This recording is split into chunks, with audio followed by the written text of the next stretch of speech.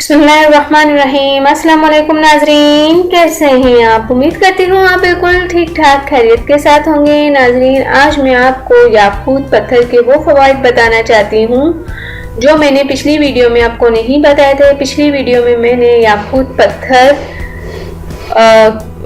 किन इंसानों को पहनना चाहिए, वो लोग कौन खुश नसीब हैं जो याकूत पत्थर पहन सकते हैं, वो मैंने बताए थे। लेकिन आज मैं आपको इस वीडियो में याकूत पत्थर के वो फवाइद बताना चाहती हूँ जो आपको शायद नहीं मालूम होंगे। तो नाज़रीन, मैं बताती चलूँ कि ये पत्थर काम, पैसा और रिश्तेदारी के मामलात को बेहतर करने में मदद देता है।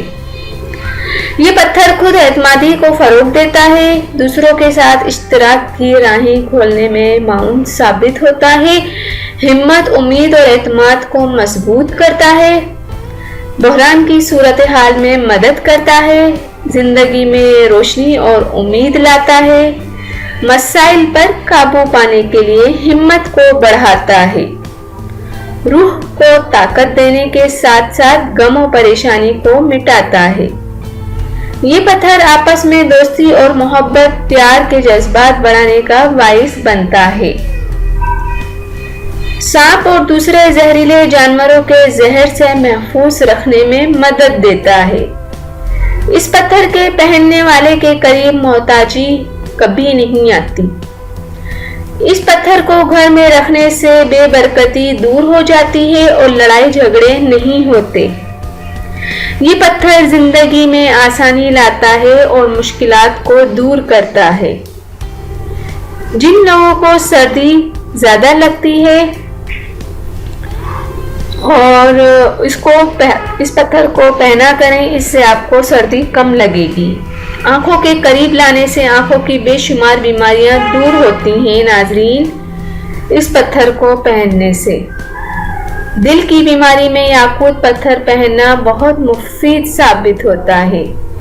और नाजरीन, इसकी हिफाजत के लिए मैं आपको बताऊं कि याकूत बहुत सख्त और पायदार होते हैं, अगरचे इसका सख्तपन इसकी किस्म पर मुनहसर है। मिसाल के तौर पर डायमंड याकूत और पाइपरोप याकूत की निस्बत नरम होते हैं, लिहाजा इनकी हिफाजत के लिए मुनासिब देखभाल की ज़रूरत होती है। याकूत स्टोन को तंदो तेज हवा से बचाया जाता है क्योंकि इसे इन्हें नुकसान पहुंच सकता है। याकूत को साफ करने के लिए सिर्फ साबुन वाला गर्म और नरम कपड़ा इस्तेमाल करना चाहिए। वर्जिश करने, सफाई या सख्त जिस्मानी सरगर्मियों में मुलव्विस होने से पहले इस पत्थर को मत पहने। इसे दूसरे जवाहिरात से हमेशा अलग रखें ताकि कोई खरोंच वगैरह ना पड़ जाए। बेहतर होगा कि किसी नरम कपड़े के गिलाफ में लपेट कर रखा जाए। तो नाजरीन, जो चीज़ हम पहनते हैं उसकी हिफाजत की भी हमें मालूम होना चाहिए कि उसकी हिफाजत कैसे की जाए। आज मैंने आपको याकूत पत्थर के वो फवाइद बताए जो शायद आपको नहीं मालूम होंगे। उम्मीद करती हूँ कि आप याकूत पत्थर का इस्तेमाल ज़रूर करेंगे।